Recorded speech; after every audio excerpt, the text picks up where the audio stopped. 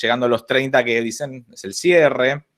Pero bueno, bienvenidas, bienvenidos, bienvenides a este nuevo teórico, el número 5 de la Cátedra Datos, Piscitelli, Estela Domínguez Halper. Mientras en el sector de comentarios nos dicen en qué año están de la carrera, porque es como una lotería, tenemos con nosotros de invitada en este ciclo a Sandra Valdetarro para hablar de uno de los textos de la cursada, pero como en cada una de estas ocasiones no les obliga, vamos a presentarla a Sandra para que sepan quién es. No es solo un texto, no es solo un contenido mínimo, como dijo Estela en la previa. Ella es doctora en comunicación por la Universidad Nacional de Rosario, también máster en ciencias sociales por la Flaxo y licenciada en comunicación por también la UNR, así que es colega de nosotros, ¿sí?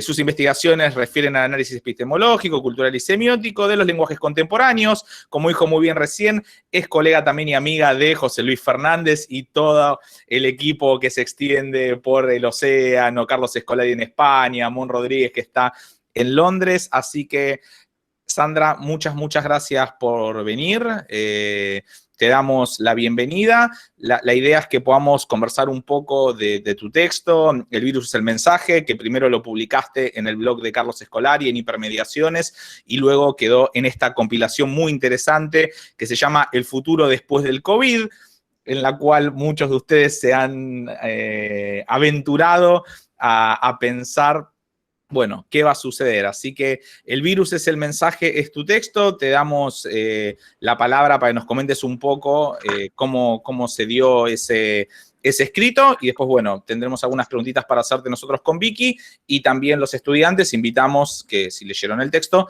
puedan también hacerlo. Así que, Sandra, bienvenida. Ay, bueno, muchas gracias, Julio. Se escuchan, ¿no es cierto? Sí. Bueno, un gusto. La verdad que compartir con ustedes, un gusto, como les decía antes, es toda una experiencia también novedosa que estamos y que creo que va a quedar porque permite una interacción entre distintos espacios académicos que no le estábamos aprovechando. Así que yo creo que desde ese punto de vista tenemos algo a favor, ¿no? Bueno, el texto El virus es el mensaje, a mí lo que me asombró del texto, primero que lo escribí de manera muy inocente, si es que cabe la palabra, en el sentido de que me sentí, bueno, como todos, ¿no? Nos sentimos muy afectados por esta situación, que además se da a nivel global, que es una experiencia un poco inédita justamente por la globalización, por el carácter de circulación, digamos, por el número de afectados. Fíjense que hoy ya contabilizan formalmente 1 millón de muertos, pero esos son los que están contados, porque se supone que hay 2 millones de muertos, digamos, no hay registro de una catástrofe de este tipo con este nivel de globalización. O sea que el texto a mí me salió, bueno, y Carlos, por supuesto, bueno, yo estoy muy en contacto con Carlos Escolari, con ese grupo de gente, bueno, Alejandro de hecho también, somos parte de una especie de universidad invisible, como decían los de Palo Alto, ¿se acuerdan? Eso lo deben haber visto en el CBC, supongo, el de Winking, que es tan lindo ese texto. Bueno, somos como una orquesta invisible ahí, que nos vamos compartiendo textos, siempre muy atenta yo a lo que va poniendo Alejandro en su dieta memética, y también Carlos, el blog de Carlos Hipermediaciones, que seguramente también lo tendrán en los contenidos mínimos, que siempre va actualizando y traqueteando, digamos, y haciendo análisis crítico-interpretativos de toda la bibliografía que va saliendo, muy actualizada. Entonces, bueno, se publicó en principio en el blog de Carlos, que ahí tuvo como una primera circulación. Después, justamente, hay algo raro en el texto, no sé, yo tengo una hipótesis acerca de qué es lo que pasó con este texto. Después me lo pidieron para este libro que compilaron desde Presidencia de la Nación, del programa que dirige Alejandro Grimso, con lo cual, bueno, quedé ahí en un índice insospechado de nombres, de significantes, lo cual también trajo otro rulo de entropía, digamos, por decirlo de alguna manera, en relación con el texto. Ahora me lo están pidiendo, que es lo que más me gustó, bueno, por supuesto el diálogo con ustedes, el diálogo también acerca del texto con otras cátedras, con otros grupos. O sea que tuvo como efectos de lectura que en general yo no estoy acostumbrada, porque lo que escribo queda ahí como en una nube media rara de cosas, que vieron cómo es la circulación de los textos a nivel académico, es raro. Y no, como que perforó un poco esa capa de lo académico, esa fronterita. Y ahora incluso me escribieron de una editorial cartonera, porque les interesa esa cuestión del virus, es el mensaje, bueno. Entonces quería destacar eso, que fue un texto muy escrito en caliente, y que por lo tanto supongo que si me atrevería a leerlo varias veces, le encontraría, vieron que uno resiste la lectura propia, porque bueno, ahí se encuentra con algo del orden de lo éxtimo. Ahí te mandé, Julio, un texto sobre la extimidad, que es medio indecible. Pero de todos modos, bueno, hay algo, me parece, del nombre, del título del texto que hizo a su circulación, que justamente es El virus es el mensaje, que es un título que me salió así muy intempestivamente, casi sin pensarlo, por supuesto, con toda trayendo al título, al significante, toda la genealogía maclubaniana, claro. Cosa que también fue criticado, porque hay gente que le gusta mucho lo que dice adentro el texto, pero critican ese maclubanismo determinista del título, ¿no? El virus es el mensaje, como... Con lo cual, bueno, el título es eso, me pareció que ahí estaba cifrado, como que por lo menos yo sentía en ese momento, porque fue publicado en marzo, ¿no? Del 2020, sí. Muy ahí tempranamente. Yo lo que sentía es que todas nuestras lecturas de fines de los 80 y de los 90 se volvían como interpretantes absolutamente claros, como que tomaban una corporeización, como que ahí me empezó a resonar todo lo que había leído de Virilio, todo lo que había leído de Beck, todo lo que había leído de Luhmann, bueno, Foucault obviamente también, pero en otro sentido, todo lo que había leído de Bateson, bueno, y por supuesto dentro de una especie de atmósfera general, lo digo así porque ni siquiera está citado en el texto, porque lo supongo como una cuestión implícita que no se discute, como una atmósfera macluaniana, digamos, desde ese punto de vista ecológico de pensar las tecnologías, los medios, los dispositivos como lenguajes, no solo como extensiones, sino como lenguajes, ¿no? Yo siempre me atrevo a hacer, cosa que no es muy bien vista en algunos ámbitos, articulaciones bastante, para mí me suenan interesantes entre cuestiones semióticas y cuestiones maclubanianas, ¿no? Yo le veo relación, hay gente que no lo ve, que hace críticas y tal. Pero bueno, entonces lo primero es eso, que me parecía que por un lado se me actualizaron de una manera muy patente, como una especie de experiencial, esas lecturas viejas de la formación post-dictadura, donde empezamos a leer todos esos textos. Bueno, yo me formé en la universidad, o sea, fui a la facultad como ustedes, ahora que están yendo en un periodo plenamente democrático. Yo cursé durante la dictadura la carrera. Tuve compañeros, obviamente, militantes desaparecidos, bueno, todo lo que ya se sabe.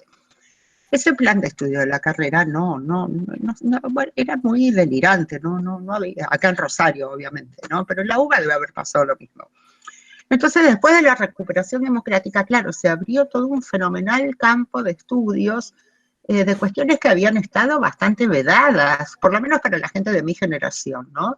Porque los de la generación anterior a mí ya venían con una formación fuerte, ¿no? De su propia constelación universitaria que había sido cancelada previamente con otros golpes de Estado y bla, bla, bla, pero nosotros ahí, y a mí la cuestión del coronavirus me puso en ese lugar de recuperación de esas fichas de estudio de una manera patente. Entonces eso es lo primero, digamos, que entendía aparte, digamos, el valor de la teoría, en el sentido de que ese carácter anticipatorio que tienen los textos, que a lo mejor estos autores estaban escribiendo algo en un momento donde, por supuesto, estaba la caída del muro de Berlín y, digamos, el gran acontecimiento del 2001, del accidente de las Torres Gemelas, el huracán Katrina, digamos. Había cuestiones muy fuertes que hacían que se empezara a articular toda la cuestión de la incertidumbre, el riesgo, la entropía, la cuestión de los sistemas complejos, de los sistemas estocásticos, digamos, de cómo se iban aplicando a la sociología, toda una serie de nociones provenientes, digamos, de lo que nosotros entendemos en comunicación como la teoría matemática, como la cibernética. Y bueno, y con esto de la pandemia, y más cuestiones de la semiótica, donde ya se planteaba, digamos, la caracterización de la mediatización actual como fundamentalmente una mutación impresionante en el nivel de la circulación, o sea, en el nivel del contacto, con lo cual vuelve al problema de la interfaz, al problema, digamos, del canal, un problema de estudio y de investigación totalmente central, ¿no? Incluso, digamos, con el efecto de perforación que eso produce dentro de algunas de las hipótesis fuertes semióticas, como la simetría entre producción y reconocimiento, bla, bla, bla, porque, bueno, acá la circulación produjo mutaciones que hacen que justamente aquello que no se podía estudiar, que era la circulación, porque se definía simplemente como diferencia entre producción y reconocimiento, es lo que evidentemente tenemos que estudiar ahora, porque es una revolución del contacto, ¿no? Lo que hace la mediatización digital, que es preeminentemente icónico-indicial, además, ¿no? No quiere decir que no estén las cuestiones simbólicas entramadas en eso, porque si no estaríamos como por fuera del lenguaje, no es el caso, no es que estamos por fuera del lenguaje, pero sí hay una preeminencia de esto del capitalismo cognitivo, de la mediatización de las pasiones, de la mediatización de la emoción, o sea, todo lo que tiene que ver con la mediatización de lo icónico indicial, de la primeridad y la secundidad persiana, por decirlo rápidamente. Entonces ahí es como que a mí se me articuló eso en la cabeza, digo, ¿no? Como en el sistema psíquico, como para decirlo con Luhmann, de alguna manera. Dije, pero claro, ya estaba todo dicho, ¿cómo no nos dimos cuenta?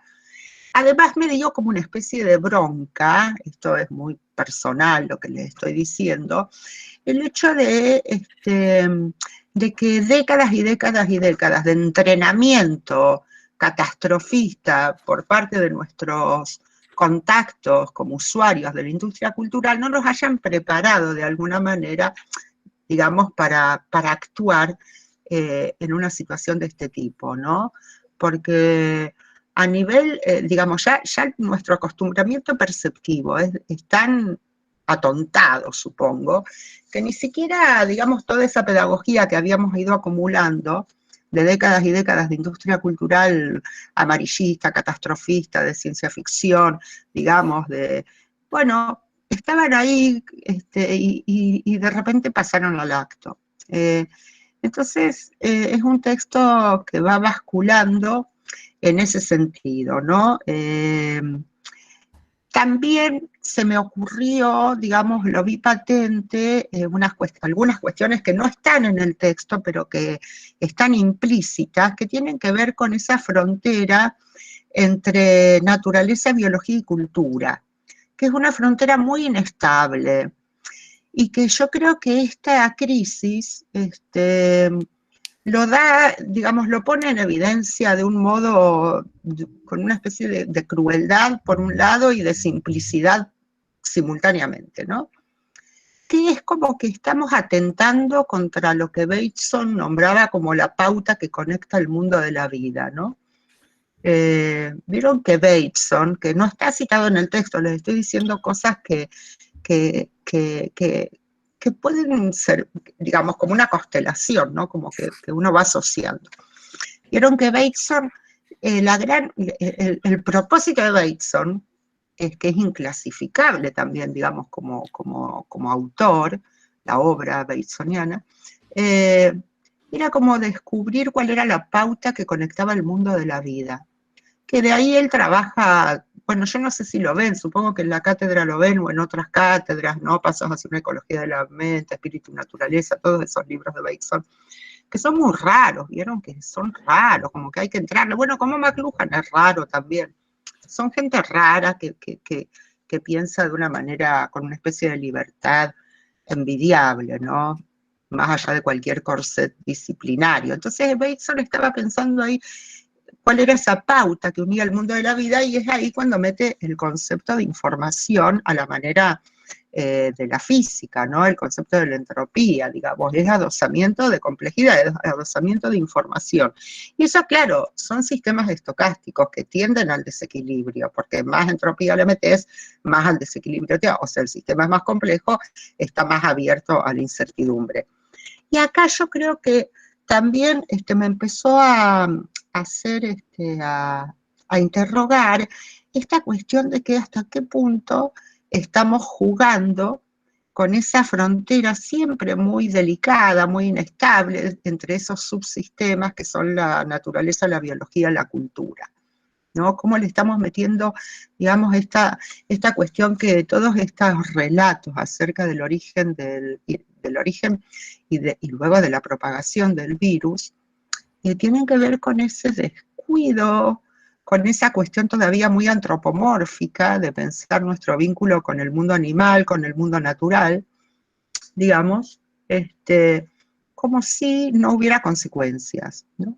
Me parece que ese imaginario que también es el imaginario de la ciencia moderna, el imaginario cientificista, racionalista cartesiano del dominio de la naturaleza, positivista, digamos, que aunque está superado, revisitado, criticado, todo sigue estando como una especie de justificación del propio juego del lenguaje que es la ciencia, digamos.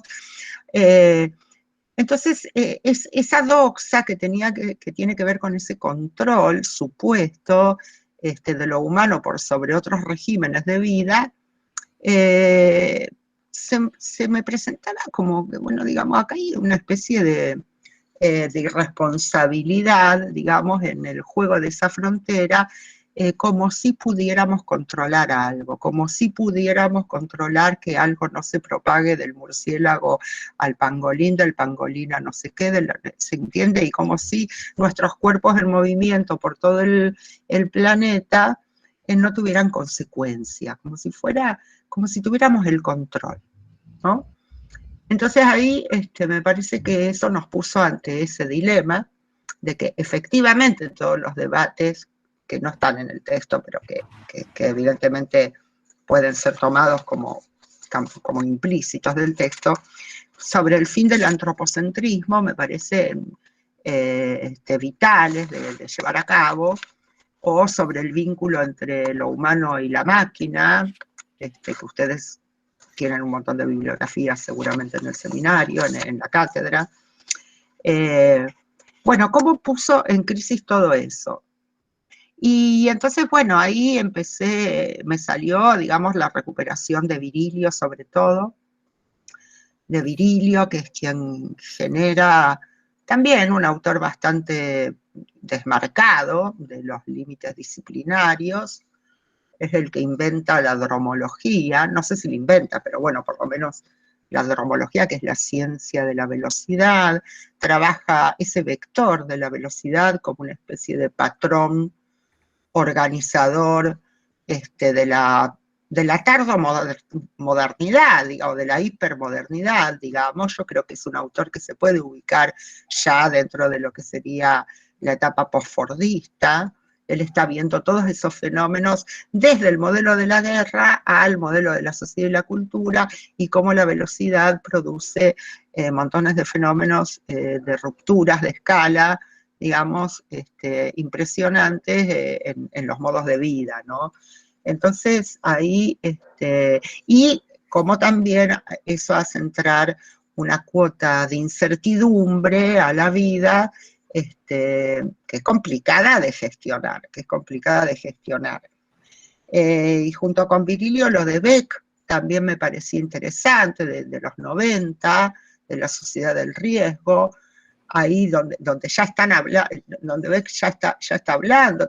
Digamos, estos autores, fíjense que yo lo que estoy acá trayendo son más cuestiones que tienen que ver con el campo de la sociología, digamos, ¿no? Beck, Luhmann. Virilio es más inclasificable, pero también cómo, digamos, la gestión, cómo aparece el riesgo como una experiencia de vida muy atada a los patrones de flexibilización que se van dando en los distintos ámbitos de la producción y de la construcción de la subjetividad, ¿no? Y la cuestión de la desfuturización que plantea Luhmann en los tempranos 90. Hay ahí discusiones entre ellos, entre Beck, Luhmann, Giddens, hay discusiones muy interesantes, por ejemplo, que no están en el texto, pero que uno se podría dedicar un poco a reconstruir por ahí, si tenemos ganas, digamos, la manera en que, por ejemplo, Giddens entiende la cuestión del riesgo, que no es la misma en que la entiende Beck.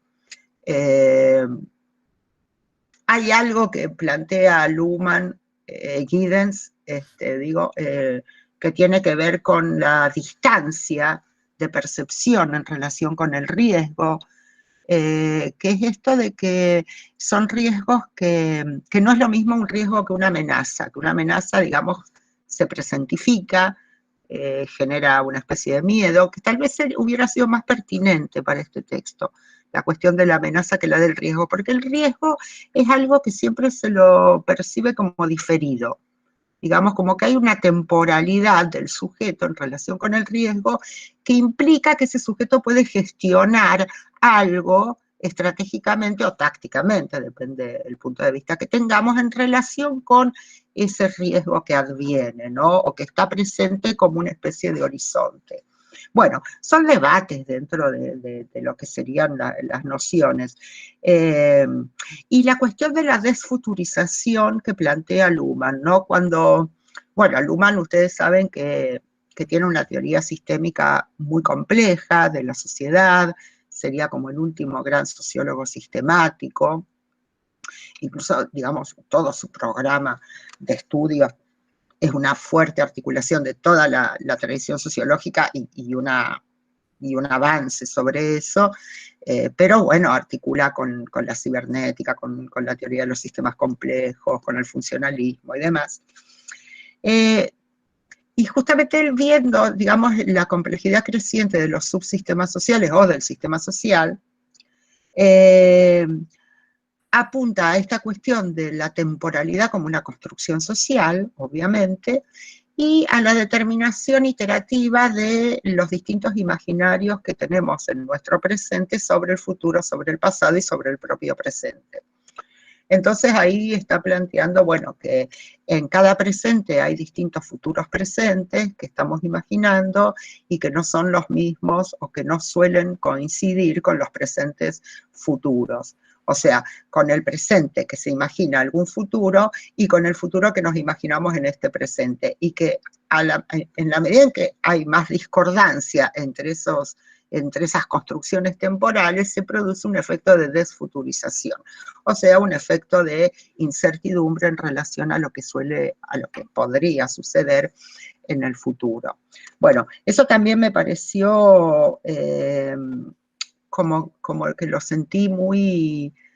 percibí muy adecuado para la caracterización de ese presente que estábamos viviendo en ese momento, por lo menos. Fíjense, claro, fíjense el tema de la velocidad, cómo hay algo del orden de la velocidad que hace que ya nosotros digamos, bueno, esto que fue escrito en marzo, que son unos meses, ya parece prehistórico, ¿no es cierto? Como que hay algo del orden de la mediatización de nuestro propio ritmo que genera como una especie de sensación de aceleración de la historia, no sé, bueno, eso también se trabaja, ¿no es cierto? Como que el tiempo pasa más rápido, con una velocidad, bueno, que es lo que trabaja Virilio en todos sus textos también.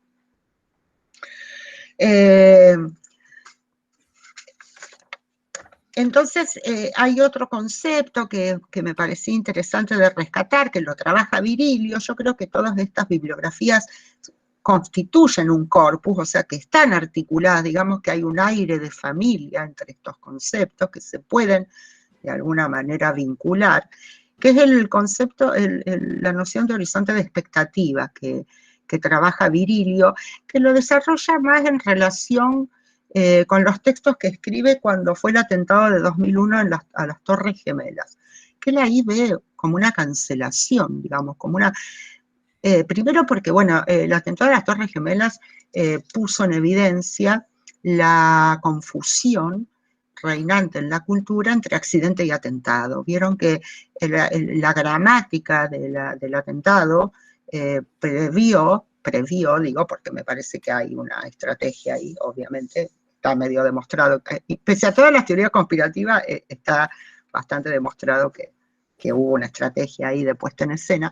Vieron que los minutos que pasan entre el primer atentado y el segundo, o sea, de la primera torre y el segundo, es el lapso, el hiato temporal que implica que se instalara a nivel global, también un efecto de globalización impresionante, esa especie de confusión entre accidente y atentado, ¿no? Que no se sabía, hasta el segundo avión. Cuando pega el segundo avión, ahí ya se enclasa el acontecimiento dentro de lo que es un atentado, porque cualquier doxa, o sea, ya escapaba de todo verosímil del accidente. Digamos que fueran dos aviones, dos torres, ¿se entiende lo que digo? Entonces, pero ahí Virilio trabaja mucho eso, y entonces trabaja la cuestión de cómo los horizontes de expectativas se cumplieron en el siglo siguiente, ¿no? Dice que en el siglo XVIII el horizonte de expectativa era la gran revolución y que eso se concretó en el XIX. Que en el siglo XIX el horizonte de expectativa era la Gran Guerra y que se concretó en el siglo XX. Y que en el siglo XX justamente el horizonte de expectativa ya tiene que ver con esa cuestión del riesgo que estábamos hablando relativo a Beck, tiene que ver, decía Virilio, con el gran accidente integral, que se concretan en la interfaz entre el 20 y el 21, porque vieron, si uno lee los historiadores, en realidad el siglo XX lo hacen terminar, vieron que los siglos, bueno, es un invento también, una construcción, bueno, pero los historiadores el siglo XX lo hacen terminar en 1989 y lo hacen comenzar en el 2001 al 21, ¿no? En esa interfaz de esos años se dirime, digamos, el paso de un siglo al otro y lo que se inscribe como es el estilo del siglo.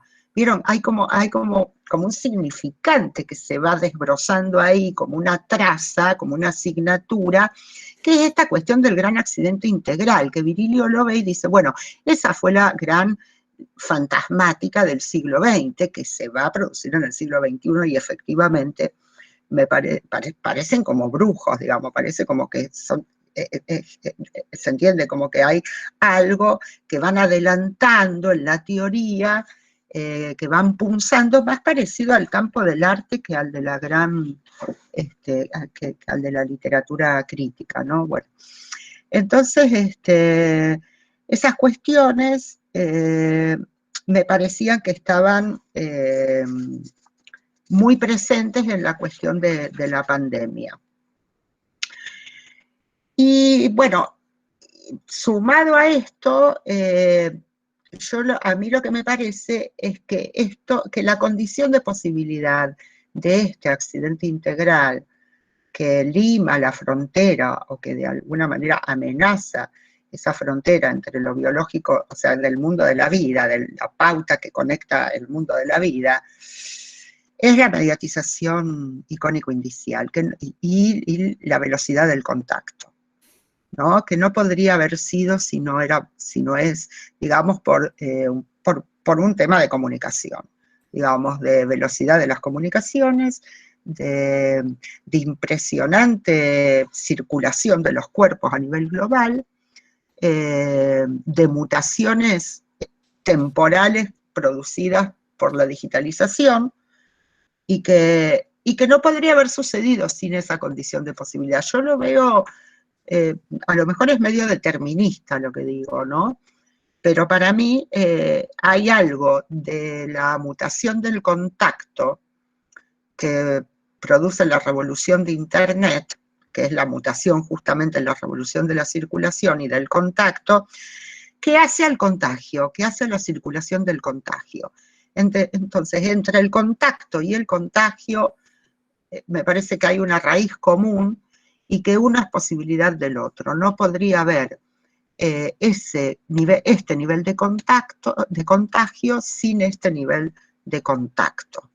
Por eso lo primero que se decide desde el punto de vista de las políticas, de la gestión de la pandemia, es cortar el contacto. Hay una interdicción del contacto. Lo que no podemos es estar en contacto. Tenemos que dejar de viajar, tenemos que quedarnos en casa, no podemos hacer fiestas, no podemos hacer clases masivas en la facultad.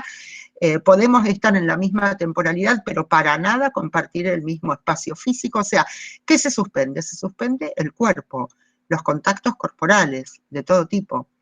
¿Se entiende? Entonces, eso es justamente, me parece, la raíz o el núcleo que para mí condensa esta problemática, ¿no? Que el contacto y el contagio van juntos, digamos, que no se podrían escindir, que no hubiera sucedido, porque después vienen todas las comparaciones con otras pestes, vieron que la humanidad ya tuvo un montón de pestes, no es la primera vez.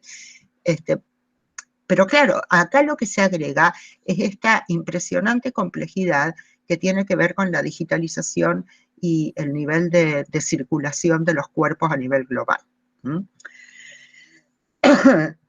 Después, bueno, otras cuestiones que si quieren las charlamos ahora porque ya me gustaría que hablemos un poco. Y bueno, y la cuestión McLuhaniana. Yo ni lo cité a McLuhan porque me parecía que estaba lo suficientemente presente en el título. Estoy aludiendo ahí con el virus es el mensaje, obviamente haciendo una especie de plagio, dicho rápidamente, del medio es el mensaje, de paráfrasis del medio es el mensaje. Con todas las connotaciones que le ponía McLuhan a eso, que vieron que McLuhan era como un gran propagandista de alguna manera, ¿no? Porque producía como esos eslogans, vieron, que parecen como consignas publicitarias y atrás, o bueno, implícitos en el eslogan, era toda una teoría que era una epistemología. Cuando él dice el medio es el mensaje, está diciendo no importa el contenido, lo que importa es la forma de ese medio y cómo el medio se vuelve metáfora de la época, ¿no? Bueno, entonces en ese sentido yo pensé que el virus era el mensaje de la época es el virus, porque para mí el virus, y además es un coronavirus, ahí jugué un poco con la filosofía política clásica, con ese doble cuerpo del rey, de esa eficacia, digamos, que planteaba Kantorowicz en relación a ese doble cuerpo del rey, digamos, que es visible e invisible a la vez. Y este virus que es tan invisible y sin embargo tan potente, es un virus real, parece un virus real en el doble sentido, porque es un real lacaniano en el sentido de que no lo vemos, pero que sabemos que está ahí, entonces del orden del fantasma, digamos, y es real en el sentido de que tiene como una nobleza, como una estirpe, como que se ubica en una genealogía de una especie de abolengo, porque juega con lo visible y lo invisible de un modo absolutamente perfecto. Sería, digamos, como el ejemplo de la filosofía política de los dos cuerpos del rey. Entonces, McLuhan, en este sentido, ¿no? De que acá el virus, ¿en qué sentido sería el mensaje de la época? Porque es el gran articulador de esos dos vectores que a mí me parece que son los que están modulando todas estas bibliografías y el estilo de la época, que son el contagio y el contacto. Y por lo tanto, la consecuencia de la interdicción del contacto de los cuerpos. Entonces, me parece que por eso es el mensaje. Digamos que no es menor, que no es una cuestión propagandística. Yo no lo puse como, me salió de verdad, si hubiera una verdad, digamos, me salió de manera honesta el título, porque de verdad sentí que el virus nos estaba dando la pauta de la época con su magistral, digamos, gramática de enlazar el contagio con el contacto, sin advertirlo, sin que la humanidad lo advierta y propagándose a la velocidad de la luz de una manera impensada. Me recordó también lo que decía Stockhausen, que fue muy criticado, lo que dijo cuando fue el atentado a las Torres Gemelas. Bueno, cierro con esto y después ya empezamos a hablar entre todos, a conversar. Que Stockhausen había dicho, es una obra de arte total, ¿no? Bueno, se imagina todo lo que le dijeron a Stockhausen, pero tenía razón, porque el atentado a las Torres Gemelas fue una obra de arte total, en el sentido hasta wagneriano de la palabra. Bueno, lo dejamos ahí y Julio, si quieren, Dale, vamos charlando, porque bueno, como vieron, está muy abierto el texto y entonces, y estamos abiertos a la contingencia y en pleno proceso, entonces lo más interesante sería poner en común estas cuestiones, ¿no? Sí, a ver, igual está bueno el comentario de apertura, sobre todo por si alguno no leyó el texto, creo que es muy evidente cómo fuiste, digamos, conectando. Es más, siento que, con Vicky hablamos por fuera, que contestaste como la primera pregunta, ¿qué pasó de marzo, digamos, aquí? Efectivamente, Carlos, cuando arrancó con esa propuesta, fue como muy impetuoso también, y dijo como, bueno, salen como pan caliente, y creo que algo que, salvo el demon, en general la mayoría de todos los textos son como cápsulas, ¿no? Donde después uno tiene que ir hilando, e incluso te iba a decir que mucho de lo que vos nos comentaste son temas que han tomado Estela, que han tomado Alejandro en estos primeros teóricos, así que estamos bastante en sintonía, y hablo un poco de estas aperturas, como bien decís vos, que lo que no aparece en el texto está, digamos, presente en las lecturas que nosotros hacemos, que vamos circulando, y creo que en relación a esto último decías del virus, el mensaje, más allá quizás de lo obvio, que creo que el paralelismo es interesante con relación a la electricidad, que ahí es donde claro. McLuhan es como muy claro, dice, o sea, la era es de la electricidad, todos a veces confunden con que él se enfoca en la información y dice, no, el invento es la electricidad, señores, y lo que hace circular, y hoy, digamos, lo que nos conecta a todos, además de la electricidad, es el virus. Y en eso creo que vos vas como llegando de a poco hacia ese momento, porque es más, tardás como, no sé, 1 o 2 páginas en decir, bueno, el virus es el mensaje. Entonces, sí. Como siempre, habilitamos a que vayan dejando algunas preguntas. Ahí Agustín hace un comentario muy interesante, dice, hay una similitud bastante interesante también del título con el libro Lo Viral de Jorge Carrión, el diario sobre la pandemia, y que pensaba esa relación con el libro, con tu texto y con la idea de McLuhan. Buenísimo, claro. Bueno, gracias Agustina por ponerme en esa asociación con Carrión. Sí, yo creo que hay como una especie de asociación, como decía Julio, de las cosas que estamos sintiendo, pensando. Bueno, lo entendieron más claro con la exposición. Pensando en el futuro, porque, bueno, yo les digo que, no sé, yo no puedo pensar, a mí personalmente, para mí el texto, digamos, de marzo acá, ¿qué nos dimos cuenta? Que evidentemente hay que cambiar la pauta que conecta el mundo de la vida, que hay que modificar eso. Yo creo que ante el capitalismo extractivista en general, bueno, vieron la película de Netflix sobre las redes, bueno, está bien. Por eso digo, hay algo, independientemente de que es un relato, también una narrativa, la película de Netflix, y que entonces, bueno, se puede ver desde distintos puntos de vista, pero digo, como es un producto de la industria cultural, que siempre señaliza, vieron que la industria cultural señaliza, ¿no? Va poniendo balizas para entender por dónde va la cosa, ¿no? Creo que hay cuestiones que nos hacen pensar en que hay que intentar nuevos modos de vida, nuevos modos de gestión de esa pauta que nos conecta con el mundo de la vida, como decía Bateson, sin agregar tanta complejidad, en el sentido de, digamos, de cuidar esa resonancia entre los subsistemas, ¿no? Me parece que entran a tener mucha vigencia los debates de los que les decía antes sobre el fin del antropocentrismo, ¿no?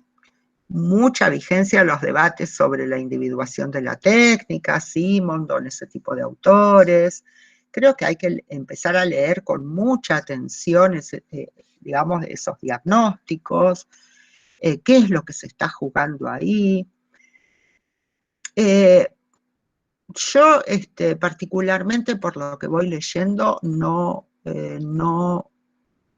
por la pregunta que vos me hacías, Julio, de cómo los cambios que podrían verse, es todo muy, muy conjetural. Quiero decir, nos pasa a todos lo mismo, no es que uno porque leyó más libros tiene más claves, no, porque la incertidumbre de lo humano está en el mismo lugar, ¿no? De inconmensurabilidad, como... no me están cerrando los relatos macro, me parece que va por lo micro, por las micro experiencias de vida. Creo que no, que el capitalismo, es como, vieron como dice Zizek siempre, a mí me da risa Zizek porque que provoca y dice, bueno, porque la gente se imagina que es más fácil que se destruya el mundo que el capitalismo, pero tal cual. Es más fácil que se destruya el planeta que el capitalismo, ¿no? Esa cosa que con sorna, dice Zizek, que lo sacó de, no me acuerdo de quién era lo que lo había dicho, bueno, después ya nos va a salir. Claro, tal cual, hay algo hay una noción de Bateson, yo me empecé a acordar de todas esas cosas que estudiábamos, ¿no? Que es la de los sistemas, de la noción de sismogénesis, de la escalada que termina, que cuando vieron que él discrimina las relaciones o complementarias o simétricas, bueno, que en su justa medida, digamos, son dos modos de vinculación generales a partir de los cuales podemos analizar cualquier tipo de interacción comunicativa, ¿no? Pero cuando eso escala, ya sea lo simétrico o complementaria, tiende a la autodestrucción del sistema, ¿no? Y entonces él hablaba de los sistemas que entraban en sismogénesis. Digamos, no necesariamente el sistema se o se reequilibra. Claro. El sistema puede efectivamente entrar en una especie de rulo de la entropía tan grande que no... Y el capitalismo es un subsistema muy complejo en ese sentido. Por eso me parece que va más por este tipo de experiencias, por lo que uno va rescatando desde el punto de vista de las experiencias micro de vidas, las micropolíticas, vieron los filósofos políticos actuales, que también ven media complicada la gran revolución como se pensaba antes y demás, ¿no? Lo veo más por ahí. Pensaba, una de las preguntas que te hacíamos, que creo que en esto que insististe varias veces, como, bueno, hay que reconectar, ¿no? Hay que volver a buscar una nueva pauta en términos de la vida. Vos arrancás con una frase que es un poco fuerte, pero que está buena, de que lo que efectivamente perfora es esta erosión en la confianza, ¿no? De nuestra propia capacidad de especie de conservar la vida. Pero a la vez pienso, en el caso hoy argentino particular, y que lo hablamos antes en la previa, en el peor momento de nuestro pico, ya entrando en un ranking donde entre los primeros, nos guste o no, y sumado en el caso concreto de las demás provincias, en Santa Fe también en particular, con los incendios, ¿vos sentís, digamos, que se ha agudizado esta idea de que no podemos confiar en nosotros para manejar la vida, o hay una exposición mediática tan fuerte que hasta tenemos como un paliativo para no reaccionar o no hacer nada? ¿Qué sentís en eso? ¿Cómo lo ves? Yo personalmente, sí, era Jameson, que ahí Alejandro lo puso, el que dijo que lo toma Zizek, claro. Yo personalmente me siento en un estado de perplejidad. No podría, pues es que no me sale, es más, siento como una cosa de desfuturización, de que no puedo proyectar, no me animo a proyectar mucho. No veo que la quema de las islas termine. Ustedes saben que no termina. Sí. Que lo apagan y lo vuelven a, o sea, y esos son humanos que andan por ahí, digo, no es que, es verdad que hay un problema ya de la sequía y que entonces hay toda una explicación biológica, natural, de que, pero hay algo del orden de que esto está, pero por eso yo no quiero, estamos muy pegados a los acontecimientos, y como que también puede ser que salirse, obviamente salirse va a salir, yo no sé qué va a quedar en muchos aspectos, lo digo. Y los medios es también del orden del contagio tóxico. Los medios necesitan una curaduría, digamos, nosotros nos tenemos que preparar para ser curadores de medios, curadores en varios sentidos, de hacer una especie de entrenamiento selectivo muy potente y a la vez de curar en el sentido profesional de la palabra, no sé si volver al periodismo decimonónico o qué, digamos, pero no, los medios directamente son también, por eso digo que la mediatización, la idea de contagio es muy potente porque no solamente se viralizan las bacterias y los virus biológicos, sino también todo lo que tiene que ver con la comunicación, con la información tóxica, ¿no? Y sí, va generando como una especie de burbuja media complicada. Sí, díganme.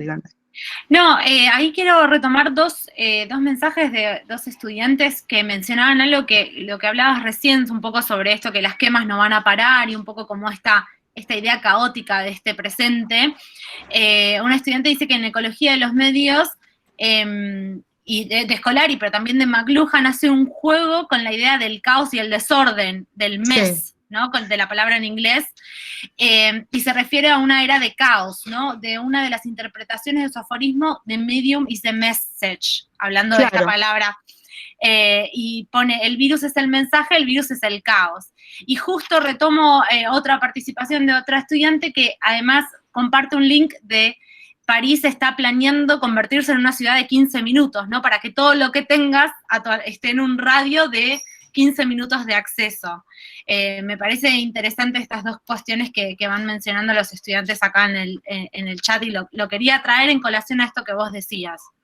Esto me lo voy a dejar abierto el link, así después lo veo, que claro, bueno, sí, porque McLuhan fue jugando en distintas ediciones con el medio es el mensaje, ¿vieron? Sí. Como fue una fórmula tan famosa que vieron, bueno, McLuhan mismo perfora la frontera de la academia y pasa a la industria de la cultura toda su bibliografía, su personaje, ¿no? El acting que va haciendo de su propio personaje. Y entonces lo va publicando como primero el medio es el mensaje, después el medio es la era de la masa, después el medio es la era del lío, del mes, del caos. O sea, va modulando, porque va captando también, eso es interesante, tiene que ver con que el virus es el mensaje también. Medio, era de las masas, que en inglés son todas cacofónicas, ¿vieron? Y era del lío o del caos, como lo puso Carlos, va interpretando ahí cuál es el tópico de la época, el vector de la época. Porque en cada momento que él va poniendo eso, digamos, va definiendo cuál sería ese mensaje que da el medio de la época. Está muy interesante ver eso.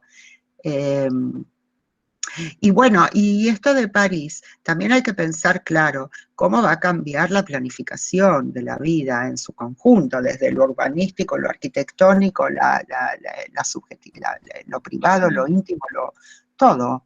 Digamos, me parece que sí, que esto de que París esté planeando ya ser una ciudad de 15 minutos, claro, tiene que ver con que, bueno, yo creo que sí que hay una cosa, también hay una cuestión que me parece muy interesante para aplicar más tranquilos, que es la tétrada McLuhaniana, ¿no?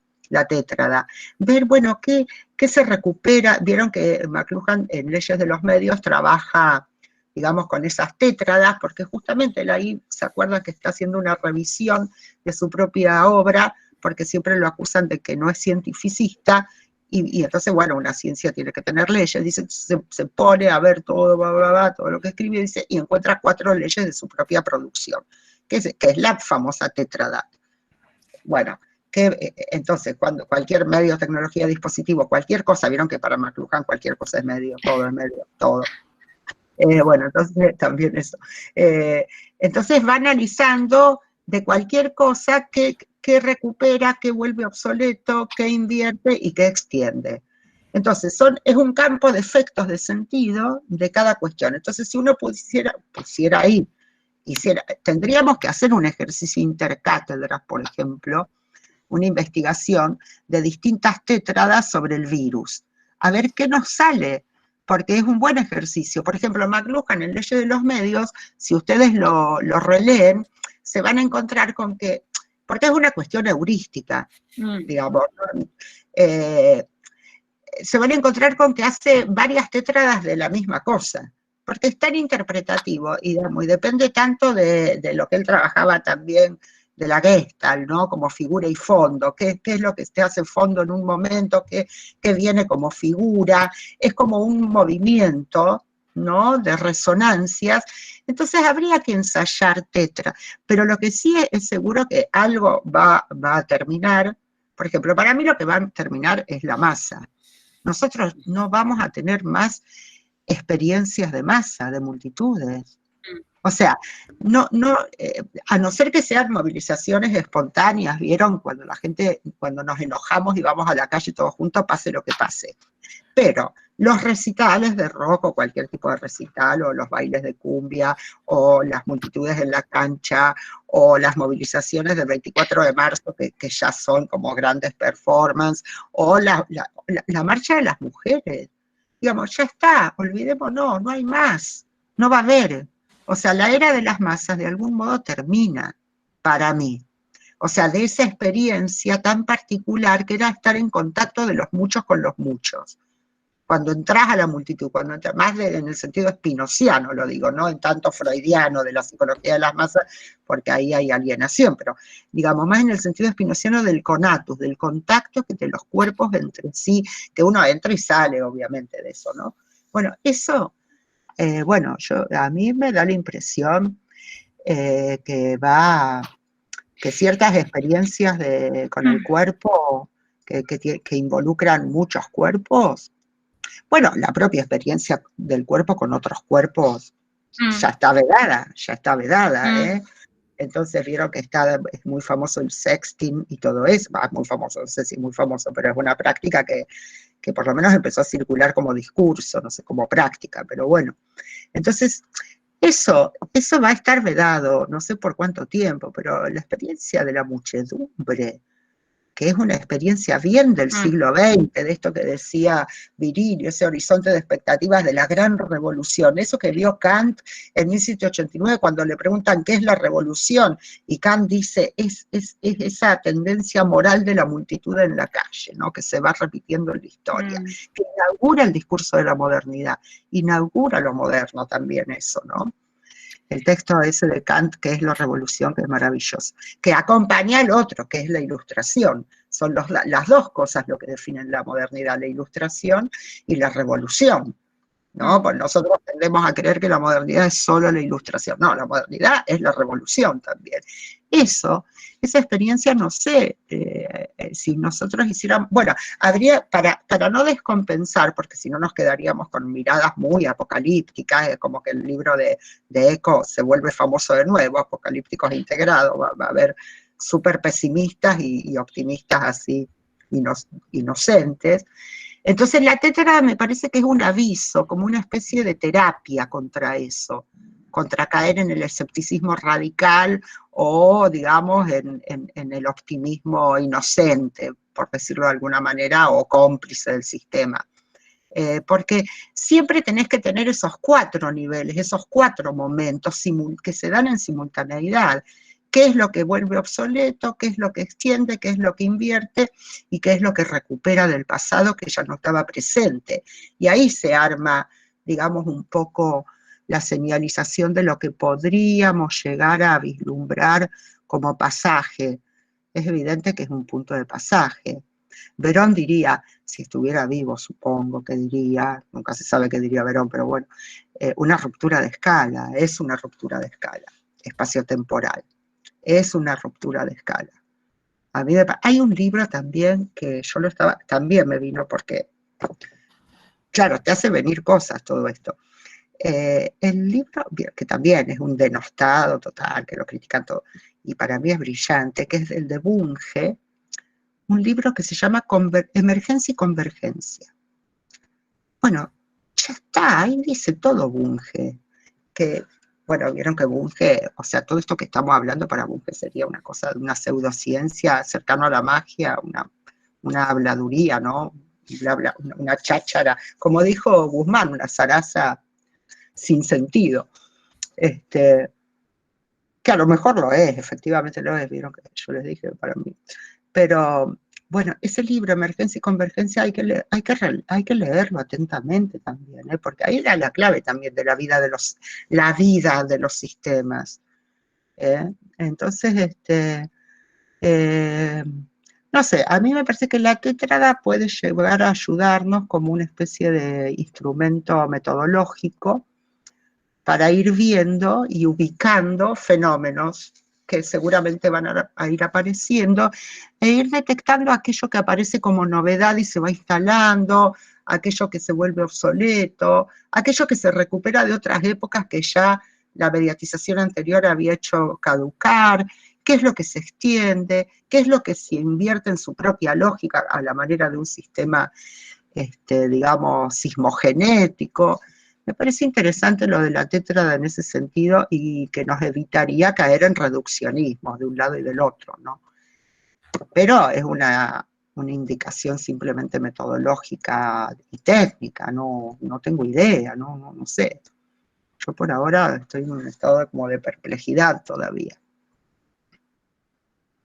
El mic, Vicky. Me lo apagué en un segundo. De hecho, acá algunos estudiantes también, a medida que ibas hablando, como que iban reconociendo esto de qué diferente se ve el futuro con lo que vos ibas planteando. Y retomo un comentario de un estudiante con una de las últimas preguntas que teníamos, que fuimos registrando para hacerte.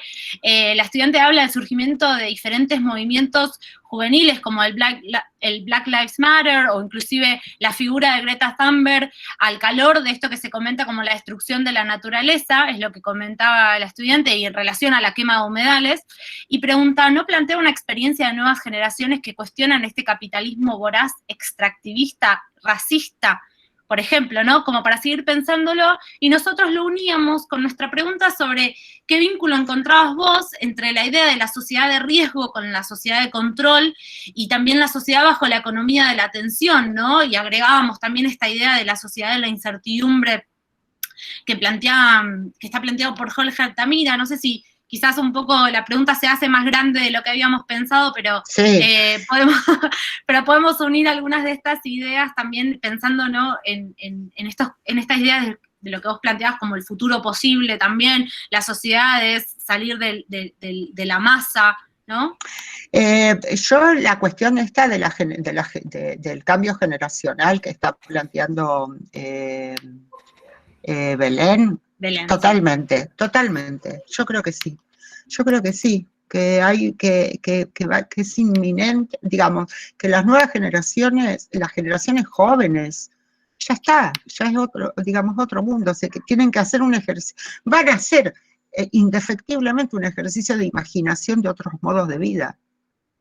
No van a querer ser explotados, digamos, la economía de la atención que vos decías. Es esto, bueno, está bien, digamos, ya está, me quiero autogestionar mi propia economía de la atención, no quiero que Apple, Google, Amazon o lo que fuere me expriman. Vieron que ahora nombramos al proletariado como cognitariado, porque efectivamente el capitalismo extractivista de lo cognitivo es.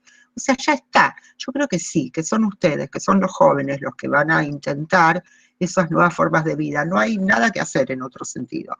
O sea, sí, creo que, bueno, después, claro, el Black Lives Matter no sé si son comparables, después habría que ver en un análisis más académico, más detallado, si esto es comparable, pero bueno, como fenómenos me parece bien.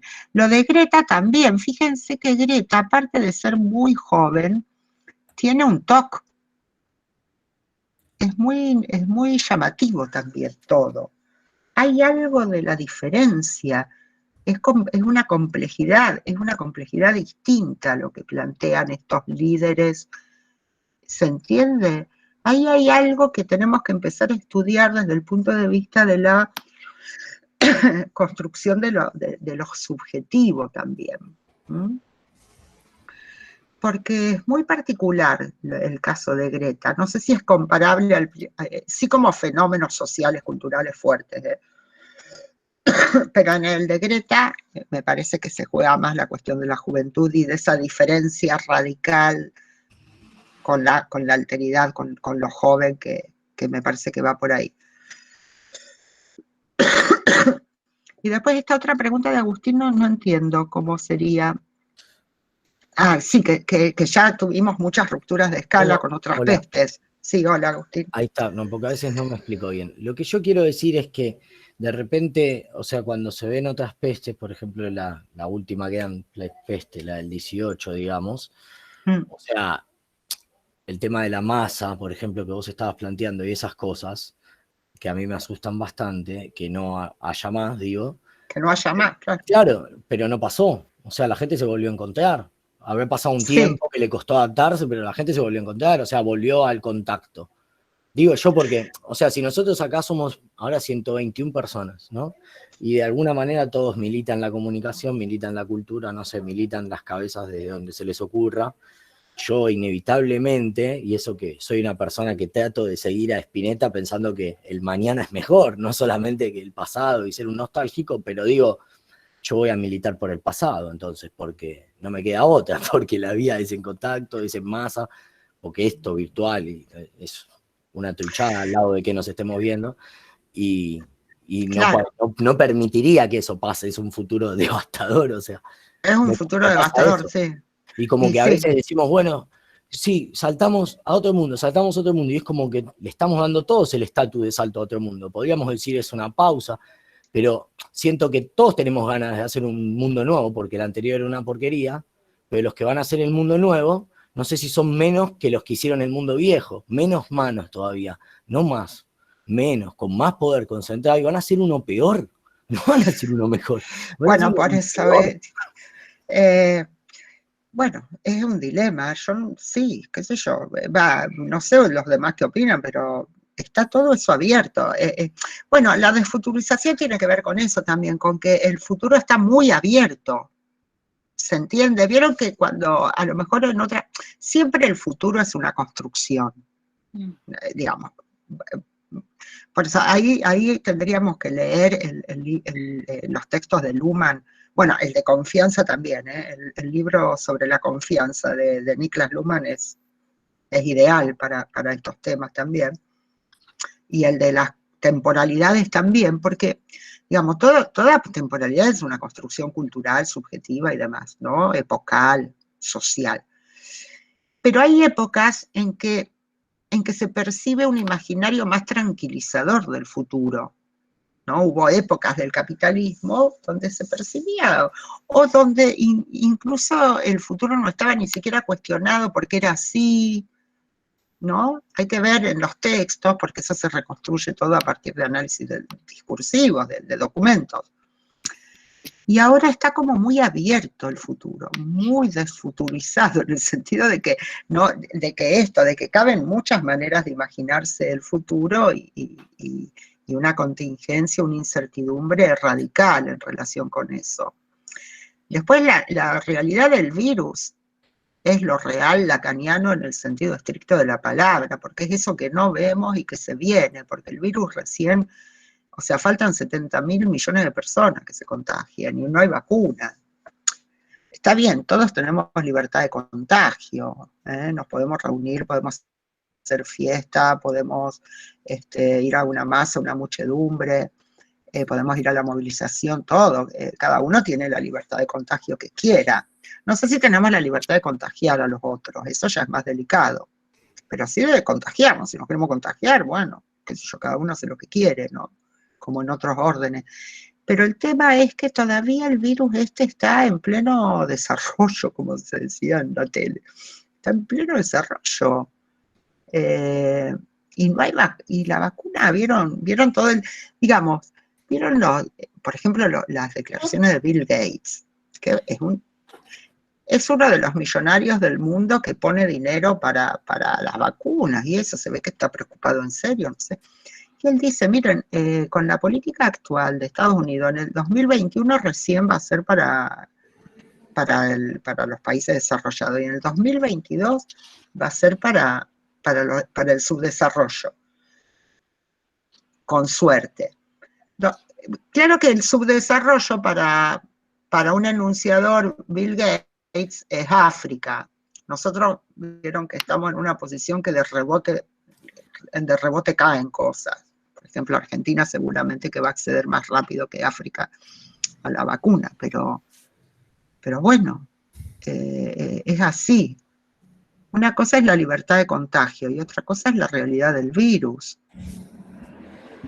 Y después también es un fenómeno generacional, porque, bueno, eso tampoco se sabe mucho. Vieron que es un virus que también pone en jaque la cuestión de la propia casuística, de la propia documentación científica sobre los virus, porque es un virus que presenta como una especie de sintomatología muy, muy amplia. Hubo gente muy joven que la pasó muy mal, digamos, hay muchas cosas en relación con el virus, ¿no? Gente totalmente asintomática, bueno.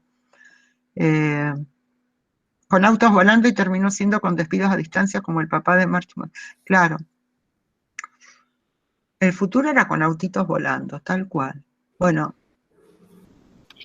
sería tomar lo que sirve de carga y emerger. Sí. Bien. Bueno, Sandra, estamos ya en tiempo de descuento. Nos quedan 3 minutos de esta sesión. Salvo que quieras hacernos un comentario final, algún cierre. A mí me encantaría, digamos, estar con ustedes en el mismo salón y bueno. Ir a Vivaldi, después irnos a Vivaldi a tomar una birra, totalmente. Y me encantaría seguir charlando y compartiendo y nada, digamos, no, yo no soy pesimista, pero tampoco soy optimista por lo que voy leyendo, cerrando el sobre todo. Creo que lo que decía Agustín, y bueno, y también lo que ponían en el chat, es todo para considerar. Me parece que hay que empezar a imaginarse de manera radical cómo salir de esto, pero micropolítica tal vez. Estar muy atentos a los fenómenos que, como investigadores, ya lo digo también esto, ¿no? A los fenómenos que van emergiendo y aquello que va quedando. No caer, como decían ustedes en el chat, en un pesimismo extremo, tampoco en un optimismo inocente, absurdo. No, es claro que hay que identificar y reposicionar el lugar de la teoría, reivindicar el lugar de la teoría, porque yo les digo, todos los diagnósticos de finales de los 80 y de los 90 es como que hicieron pack, están acá. Vos lees Luhmann, Beck, Virilio, bueno, Foucault también, de la sociedad de control, lo que pasa es que Foucault lo decía para un periodo, primero que tiene otra matriz epistémica, pero aparte lo decía para después de la Segunda Guerra Mundial. Estos ya estaban mirando esta cuestión del capitalismo impresionante, que esta última etapa del capitalismo, ¿no? Estaba ahí, estaba dicho. Eso es lo interesante de la teoría, ese poder anticipatorio. Yo siempre me acuerdo lo que estudiábamos también en las primeras épocas, ¿no? El debate entre Adorno y Popper, ¿no? Que los que se respetaban muchísimo, porque se imaginan que son dos tradiciones, Popper y Adorno, digamos dos. Y entonces, Adorno, yo parafraseo, digamos, esto no lo como que le decía a Popper que él estaba de acuerdo con su método racionalista crítico, con el hipotético deductivo, con el falsacionismo, que le parecía muy bien, pero que había una cosa que no estaba de acuerdo con Popper, y discutían que era sobre el carácter anticipatorio que tenía que tener la filosofía. La filosofía para Adorno era una especie de metáfora de todo, ¿no? Ese carácter, la filosofía tiene que servir para anticipar la sociedad del futuro.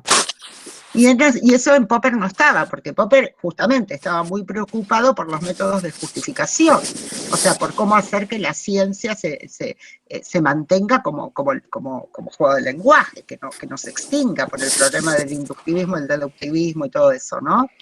Entonces ese aspecto a Popper mucho no le interesaba, por más que era un liberal, democrático, todo, no digo nada, pero en cambio en Frankfurt había ese programa, digamos, de la filosofía como anticipación, la teoría como un programa de anticipación.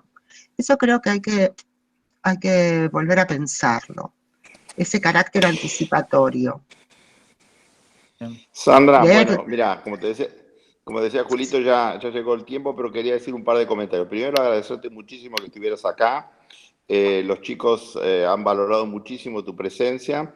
Y respecto de la teoría, el artículo, cuando yo lo leí en su momento, iban saliendo 2 o 3 por semana en el blog de Scolari. Había artículos más casuísticos, había artículos más conceptuales, artículos más que trataban de adivinar lo que iba a pasar, ¿no? En un momento de enorme incertidumbre.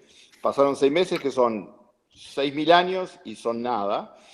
Porque el tiempo se comprimió y se expandió simultáneamente, pero lo que quedaba fuerte en el artículo eran 3 o 4 referencias, ¿no? Obviamente a McLuhan, obviamente a Virilio, obviamente a Bateson, y sobre todo a Luhmann, que no es muy tratado en esta carrera, o por lo menos en comunicación.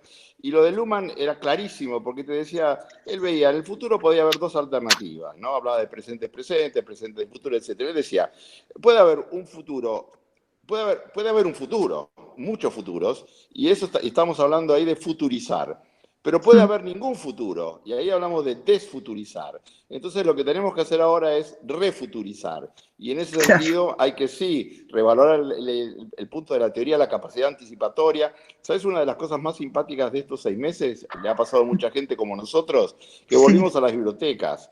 Volvimos a ver libros que hacía décadas que no veíamos, porque si no íbamos y comprábamos lo nuevo y veíamos qué estaba pasando y quién dijo tal cosa. Y de repente ahora fuimos a las bibliotecas que tienen 20 años, 30 años, 50 años. Ayer, mirá qué casualidad, abriendo 2 cajas que decían marxismo.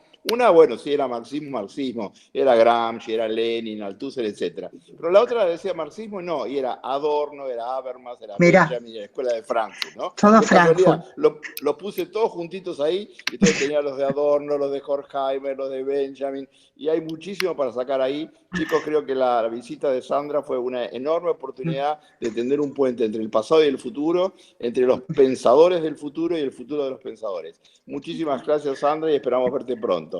Gracias, Alejandro, un lujo escucharte, y bueno, y la verdad que me encantó, acá, bueno, están todos los saludos, yo también los saludo a todos, y sí, estamos en contacto para cualquier otra oportunidad que nos podemos conectar ahora con tanta facilidad. Eso, digamos, es una cuestión, una ventaja impensada que ha planteado esta contingencia, así que la podemos aprovechar para cuando quieran. Un gusto, Alejandro. Un programón leer todo Frankfurt en el Tigre. Hasta luego, gracias. Bueno, con esto cerramos, damos cierre al teórico. Muchas gracias, Sandra. Al resto los vemos mañana y bueno, buenas noches. Gracias, muchas gracias en serio. Chao, quedamos en contacto. Chao, muchas gracias. Adiós. Gracias. Adiós. Gracias totales, Sandra, gracias. Julito, detengo la... Sí, bajale la palanca.